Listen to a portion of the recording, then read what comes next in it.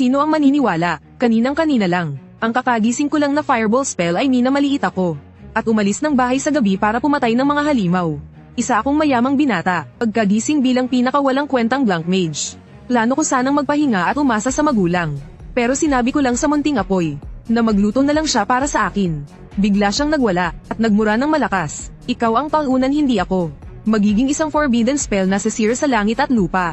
Pagkatapos ay binasag ng suwail na ito ang bintana. At naging pulang liwanag na lumipad patungong ilang. Habang tulala pa ako, narinig ko ang boses ni Mama sa ibaba. Mor, bumaba ka na at kumain. Sa harap ng hapag na puno ng pagkain. Wala akong ganang kumain. Kusang lumitaw ang magic array sa mesa. Yumuko ako at nag-scroll sa cellphone. Ano ang gagawin kung may sariling kamalayan ang skill? Nang makita ito, bahagyang kumunat ang noon ni Papa. Tahimik, bakit parang wala ka sa sarili kahit kumakain? May tinitingnan lang akong impormasyon. Tigilan mo na, hindi tama ang mga nasa internet. Kumain ka muna, mahalaga ang katawan. Malumanay ding nagpayo si Mama. Mor, huwag mong bigyan ng pressure ang sarili mo. Sa kolehiyo pwede ka lang makisabay. Pagkatapos ng graduation bumalik ka at alagaan ang herbal garden. Basta hindi ka magsusugal. Kaya kitang buhayin kahit 10 buhay pa. Nawala ang bigat sa dibdib ko. Sa nakaraang buhay napagod ako hanggang mamatay. Ngayong buhay tumakas pa ang skill na minamaliit ako. Kung ganun magiging inutil na lang ako. Ganito kalaking biyaya, kung di tatamasa ngayon kailan pa. Agad akong nagsalita ng seryoso. Mama, Papa, huwag kayong mag-alala. Simula bukas, magiging isang kwalipikadong rich second gen ako. Hindi ko kayo bibigyan ng problema. Muntik nang maibuga ni Papa ang sabaw na iniinom. Unti-unting nanigas ang ngiti ni Mama. Busog na busog akong umakyat agad sa ikalawang palapag.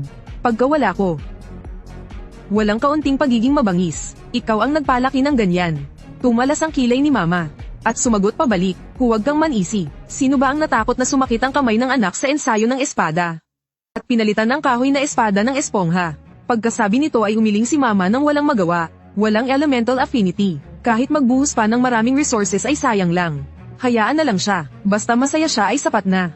Pagbalik sa kwarto, buong bigat kong ibinagsak ang sarili sa malambot na kama. Sa sandaling iyon, ang tumakas na fireball spell ay napalibutan ng mga lobo sa damuhan. Sa halip ay labis na nasabik ang munting fireball. Kayo lang na mga munting tuta ng lobo. Nang ahas pang palibutan ako, agad na nagtipon ng makapal na fire element sa paligid niya. At biglang nahati sa 15 fireball. At binomba ang grupo ng mga lobo. Sunod nito ay biglang lumitaw ang system panel sa harap ko. Napatay ang 15 grassland grey wolf. Nakakuha ng 75 na experience. Malaking pagtaas ng skill proficiency. Isang grupo lang ng basura gusto pang hadlangan ng ebolusyon ko. Tulala akong nakatingin sa Vilti. Nakatitig ako sa panel na parang gumuho ang buong pananaw ko sa mundo. Binabati ka dahil sa sobrang taas na talento ng iyong skill. Ito ay kusang nag-analyze. At nag-evolve ng advanced skill na multiple explosion. Fireball, wala pang kalahating araw mula nang mag-change job. Ang basic skill ko ay dahil mabagal pumatay ng halimaw. Ay kusang nag-evolve bilang advanced skill. Sa sandaling ito, ay biglang pumasok na nakakatakot na ideya sa isip ko. Kung ganito ang takbo, kapag natutunan ko ang water arrow, magiging tsunami ba ito? Kung earth skill naman, magiging absolute defense. Hindi ba ako magiging all-element forbidden spell god? Ding! Sa tingin ng fireball spell ay masyadong mahina ang mga halimaw sa berdeng damuhan. Patungo na ito sa mas mataas na level na lugar ang madilim na gubat. Nag-iwan ng mensahe ang fireball spell. Matulog ka na. Huwag kang mag-ingay at gambalain ang operasyon ko. Habang tinitingnan ko ang sobrang dominante na mensahe, lubos na akong nakahinga ng maluwag. Pagkatapos ay kontento akong humiga at magpahinga.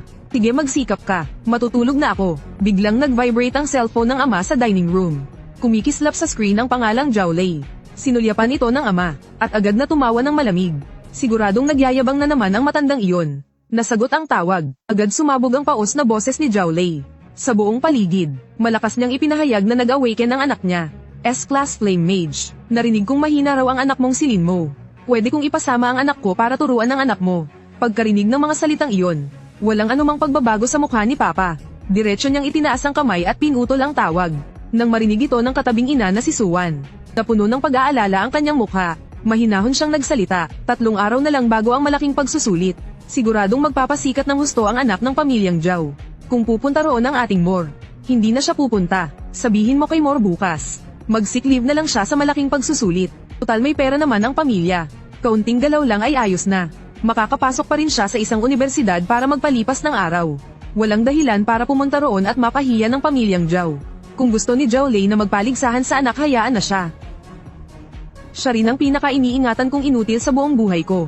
Sa madaling araw nagising ako dahil sa kakaibang galaw sa kamalayan. Agad kong inilabas ang panel gamit ang isipan. Ipinakita ng panel.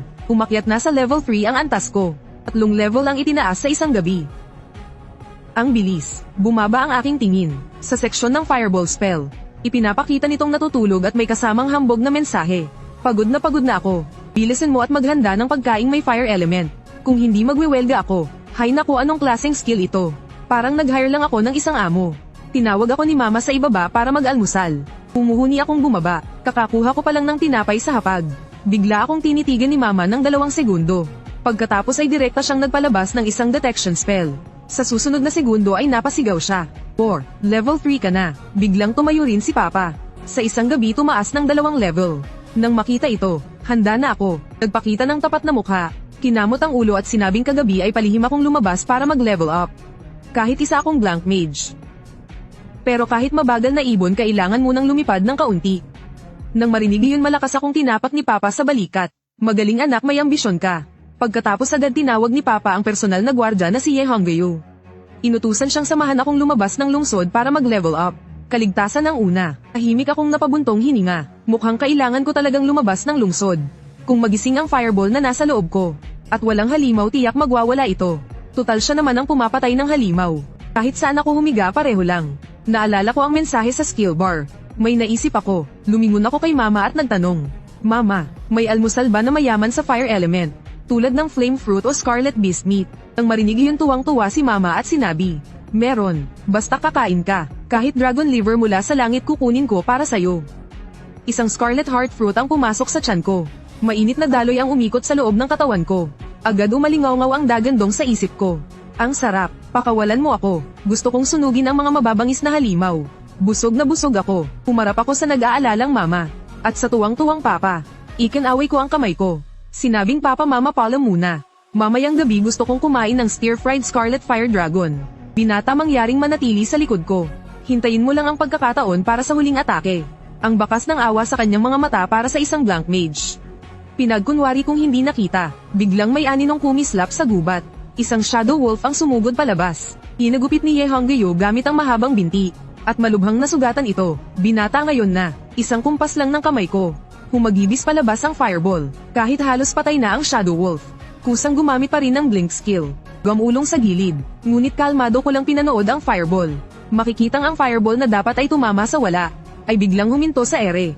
Gumawa ng U-turn. Nag-dare ka pang umiwas mamatay ka. Sa ganitong eksena, napatigil si Ye Honggayu sa kinatatayuan. Puno ng pagkagulat ang mga mata. Ito ay second stage mental power guidance. Samantalang ako ay nakapasok ang mga kamay sa bulsa. May misteryosong himig na nag-udyok. Ano pang tinatayo mo dyan? Ituloy mo. Sa sumunod na kalahating oras, naging kakaiba ang eksena. Humanap ako ng baluktot na puno at umupo. Inilabas ang cellphone at naglaro. Samantalang si Ye Honggayu ay parang masipag na tagabuhat. Isa-isang inihahagis ang mga sugatang halimaw mula sa iba-ibang anggulo. Habang naglalaro pa rin ako, isang makamandag na gagamba ang sumugod sa akin. Kasabay nito, isang fireball ang lumipad mula sa aking tagiliran. Eksaktong pinasabog ang lason na bola. Nang makita ito tuluyang namanhid si Ye Honggayu. Sa kanyang mga mata, marahil ito ay pambihirang sining na kayang hatiin ang isip. Papalubog na ang araw. Kumakalat ang gintong liwanag. Lumitaw ang system interface. Binabati ka level mo ay naging level 5. Lumapit si Ye Honggayu na pawis na pawis. Ang tingin niya ay naging paggalang mula sa pagkaawa. Binata sa loob ng 2 araw umabot ka ng level 5. Sobrang bilis nakakatakot dahil mahusay mag-akit ng halimaw si Ate Ye. Huwag na magsalita Terra na.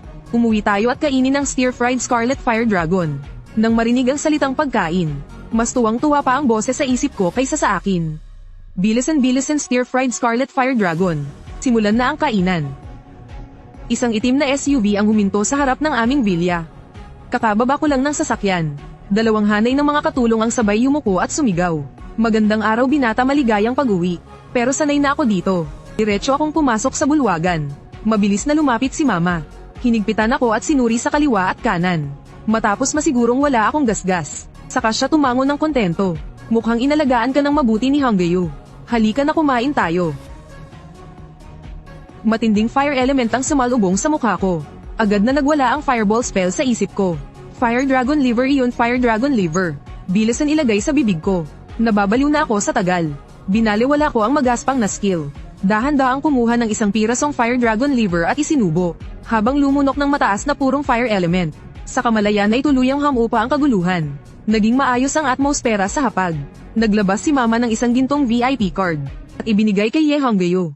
Pasasalamat sa kanyang pagprotekta, ngunit mariing tumanggi si Ye Honggayo. May komplikadong ekspresyon at nag-atubili sandali. Pagkatapos ay inilabas ang cellphone at binuksan ng isang video. Magalang ang tono ngunit may bahid ng panginginig. Ginang ng komandante, sa totoo lang ang mabilis na pag-level up ng binata ay hindi dahil sa akin. Pag napanood ninyo ito maiintindihan ninyo. Ang ipinapalabas na video ay kaninang araw. Ang eksenang naglalaro ako ng mobile game habang humuhulma ng fireball. Sa ganitong tanawin, si Papa Lin Tianhao ang top tier na lakas ng Shanghai City. Ang kamay na may hawak ng chopsticks ay bahagyang nanginginig. Ito ay second stage mental power guidance, at sabay pang gumagamit ng dalawang gawain. Ang ordinaryong mage kailangan pang mag-ipon ng lakas para lang mag-fireball. At kailangan pang tutok sa target. Kahit ang mga henyo na may S-class talent ay baka hindi kayanin. Sabi ko na nga ba? Ang anak ko ay may potensyal ng isang emperador. Namula ang mga mata ni Mama. Tinakpan ng bibig at napasigaw. Walang elemental affinity. Direktang kinokontrol ang trajectory ng Skillmore. Ikaw pala ay itinago ito sa amin ng matagal. Habang nararamdaman ko ang naglalagablab na tingin ng mga magulang. Halos mabulunan ako sa sabaw. Kaya nagkunwari na lang akong nabulunan. At nagsalita ng palabo. Trip-trip lang naman. Mas mahalaga kasi ang promotion match. Wala akong oras tumingala para tumingin sa mga halimaw. Nang marinig ito mas lalo pang nasabik si Papa. Napakagandang trip-trip lang. Pagkasabi nito ay ikinumpas ni Papa ang pulso. At inilapag sa mesa ang isang scroll na may lilang itim na aura. Na mariing ibinagsak sa mesa. Ito ang dungeon scroll ng difficult level na Ghost Ancient Castle. Dahil may ganito kang talento sa microcontrol. Ngayong gabi ay linisin mo ang dungeon na ito. Tungkol naman sa mga kakampi. Naayos ko na para sa iyo. 4 na kabataang medyo nahihiya. Nakatayo sa ilalim ng marangyang kristal na ilaw. Halatang nabigla sa engranding tanawin ng mayamang pamilya. Kumaway si Papa sa akin. Halika Mor, ipakikilala kita. Itinuro ni Papa ang nangungunang malamig na dalaga at ipinakilala. Ito si Xia Qingyu. Siya rin ang kapitan sa pagkakataong ito. Pagkarinig nito lumapit si Xia Qingyu. Magalang ngunit malamig na nakipagkamay sa akin. Sa likod niya ay ang Shield warrior na si Wang Meng. Ang ranger na si Zhang Kai. At ang priest na dalaga na si Liu Weiwei. Pagkatapos ay ngumiti si Papa at nagpaliwanag. Ang mga ama ng mga batang ito ay pawang dati kong tauhan. Kilalang kilala ang pinagmulan. Walang dadang mahusay sa labanan. Kaagad dumating si Ye Honggayo. Bitbit ang isang set ng kagamitan na may kahel na liwanag. At pumasok sa bulwagan. Sa sandaling iyon, nanlaki ang mga mata ng 4 na kabataan. Hindi napigilan ni Zhang Kai ang paglunok ng laway. Ito ang legendary na Zien set. Ang banal na kagamitan ng mga mage na wala pang level 5. Sa gitna ng mga matang puno ng inggit at paghanga, binuka ko ang aking mga braso na parang inutil. Hinayaang asikasuhin ako ni Ye Honggayo. Nang maisuot ko ng maayos, iginalaw ko ang aking mga braso. Ang makislap na kasuotan ng mage ay naging tila mga bituin. At agad na naglaho sa loob ng katawan. Mukhang sakto ang sukat. Salamat Ate Ye. Kasabay ng pagkapunit ng lamet sa espasyo. Kaming 5 magkakasama ay pumasok sa Ghost Ancient Castle. At si Ye Honggayo ay nanatiling nagbabantay sa pasukan ng dungeon. Bumungad agad ang isang madilim at nakakatakot na pasilyo. Tumatalon ang mga apoy ng multo. Bilang kapitan mabilis na pumasok sa estado si Xia Qingyu. Maayos ang pag-uutos. Wang Meng sa unahan. Zhang Kai magbantay sa dilim. Binatang Lin manatili ka sa gitna at protektado. Malinaw sa kanyang paningin. Ako na suot ang Divine Gear. Ay isa lang mascot na kailangang protektahan. Wala akong pakialam sa ayos ni Xia Qingyu para sa akin. Sa halip ay kumuha ako ng Fire Attribute Nuts mula sa bulsa. At ngumata habang naglalakad. Pagkarinig sa sinabi niya, hindi na nakatiis ang Fireball spell sa isip ko. Hayaan ang mga basurang ito na protektahan ako katawa-tawa. Isang napakalaking biro, mabagal na umusad ang grupo. Biglang mahinang sumigaw si Xia Qingyu. Tigil may paparating. Pagkarinig nito agad na tumensayo ng lahat. Makikita sa unahang kadiliman. Unti-unting lumitaw ang 2 bughaw na apoy. Pagkatapos ay sa mahinang liwanag. Sa wakas ay nakita ng lahat ang tunay na anyo ng halimaw. Isa itong high agility monster.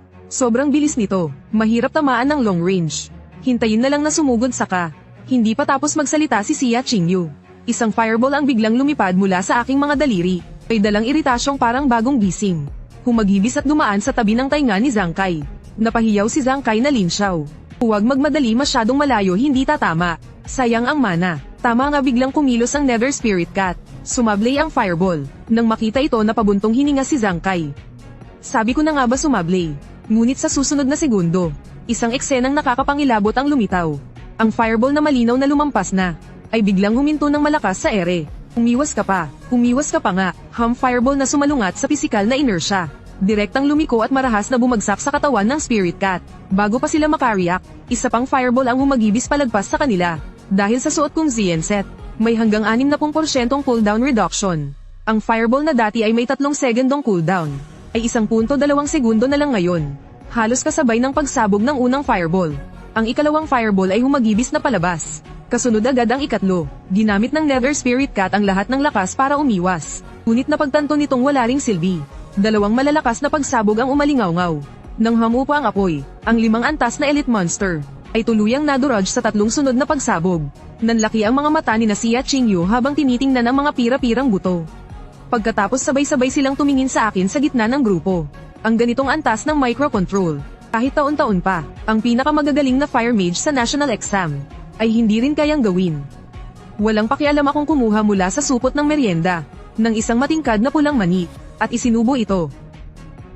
Doon lang napagtanto ng lahat, na kanina ay kumakain pa ako ng merienda, habang gumagawa ng ganitong absurdong microcontrol. Biglang kinilabutan si Zhang Kai. Sa kanyang tingin ay wala na ang dating pagmamaliit. Sabi ko na nga ba si Lin Xiao mukhang ordinaryo pero tagong eksperto. Yung 3 fireball kanina, bang tunay na sining. Sa sandaling iyon, si Liu Weiwei na halos walang presensya, ay biglang namutla ang mukha, tumingin sa banta ng mga buto kanina, nanikip ang dibdib ng lahat, sumunod sila sa direksyong itinuturo niya. Makikita kung saan unang lumitaw ang elite na Nether Spirit Cat. Sa lugar na iyon, siksik na siksik, ay nagliyab ang 12 ng bughaw na mga mata. Mabilis mag-forma Sion Wang Meng bantayan ng harap, Zhang Kai supalan ng kaliwa, HMP ang tactical niyang utos, ay muling naputol ng pamilyar na ugong. Isang kahel na pulang fireball, ay diretso lang, na sumugod patungo sa 12 ng Nether Spirit Cat.